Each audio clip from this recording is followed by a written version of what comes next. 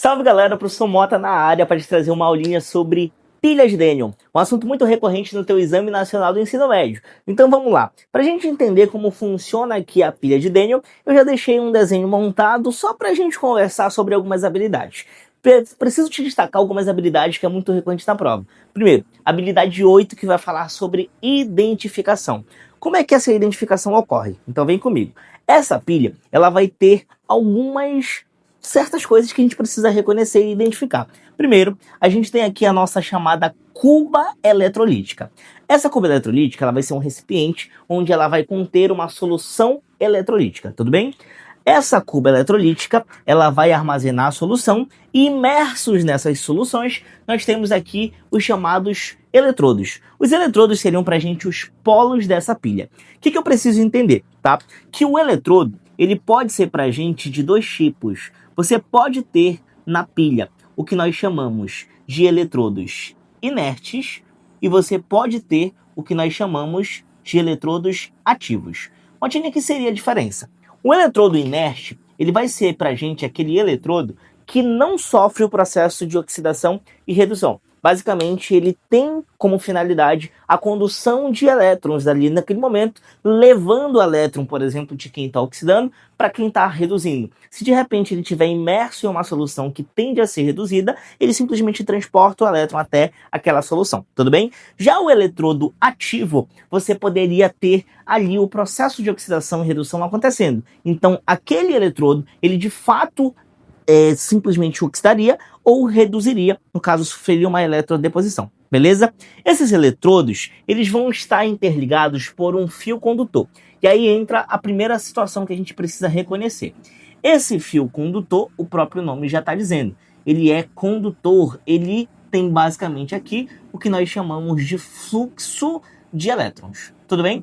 Esse fluxo de elétrons, aqui estamos tratando de um processo espontâneo, que tem um fluxo de elétrons real. O fluxo de elétrons real, ele sai sempre do polo negativo em direção ao polo positivo. Aí entra algo que eu já vou comentar da próxima habilidade que tu precisa focar e sempre lembrar.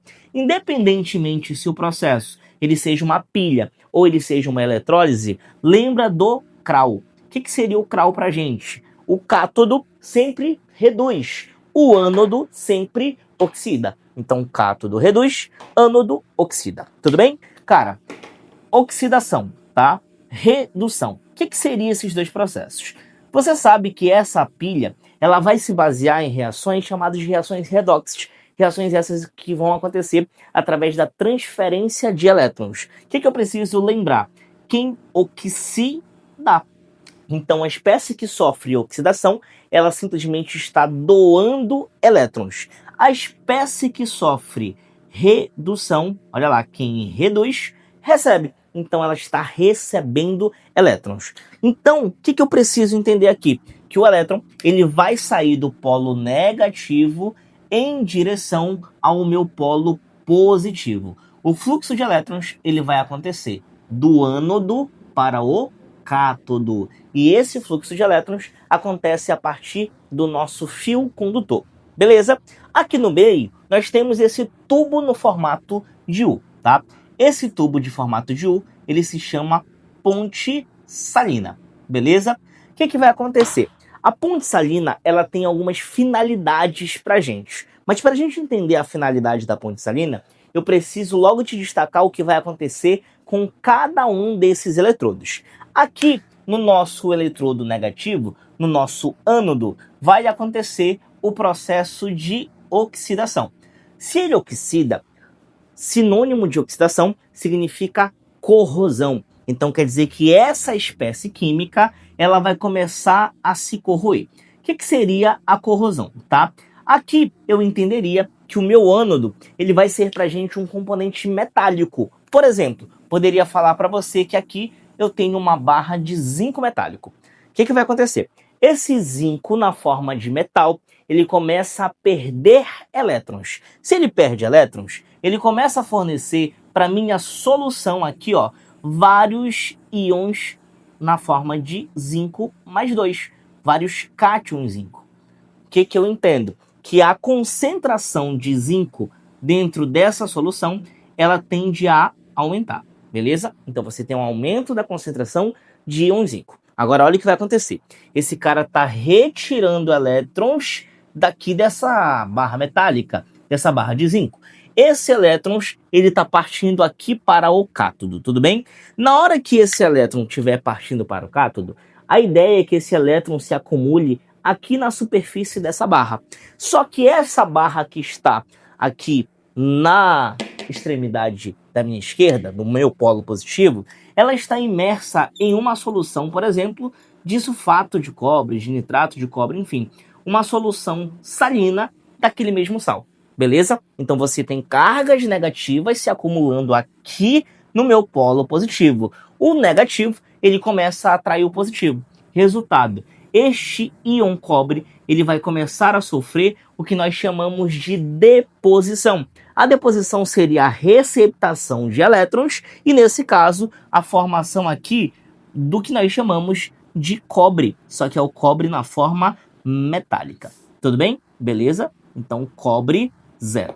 Bom, se esses íons eles estão saindo da solução e se depositando na barra metálica, eu entenderia que aqui eu tenho uma redução de íons cobre, uma diminuição nessa concentração.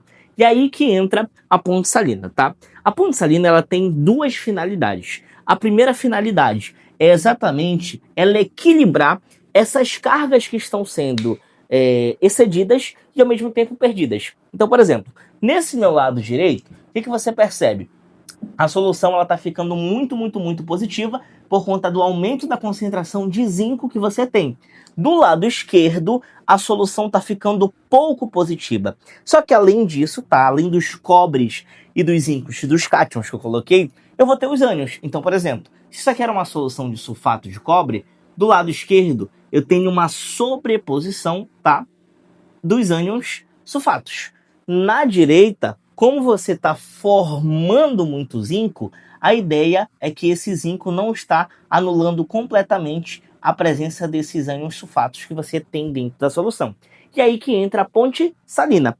Por exemplo, se essa ponte salina ela for uma ponte de cloreto de potássio, de KCl, você vai ter a migração dos íons potássios para o lado, olha aqui, ó, esquerdo. A ideia é que esse potássio ele vá para o lado esquerdo para poder equilibrar a solução que está ficando muito negativa. A mesma coisa acontece do lado direito. Os cloretos, os Cl-, eles vão para o lado direito para poder equilibrar aquela solução que estava ficando muito positiva. Então, recapitulando, vai.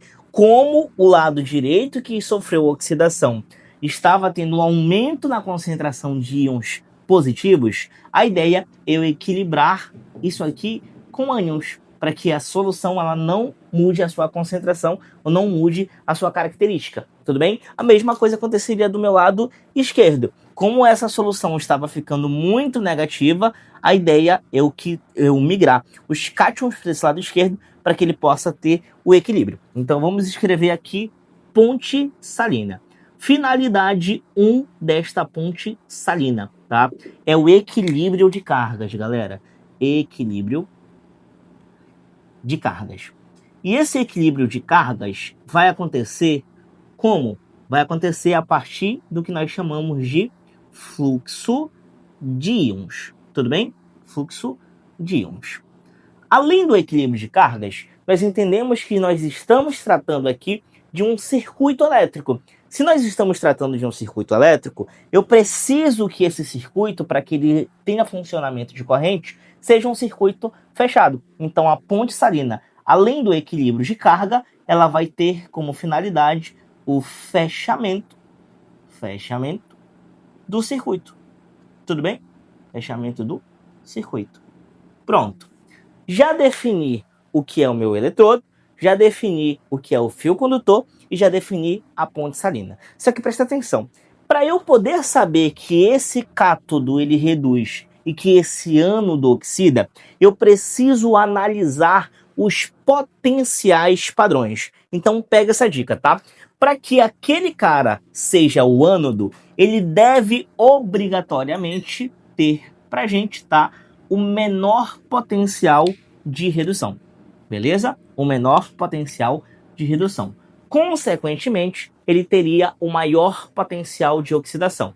Agora, no meu outro lado, que é o cátodo, para que ele possa sofrer o processo de redução, esse carinha aqui tem que ter o maior potencial de redução.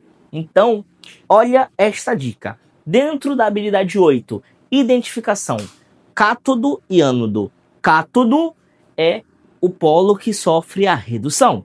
Ele vai sofrer redução por ter maior potencial.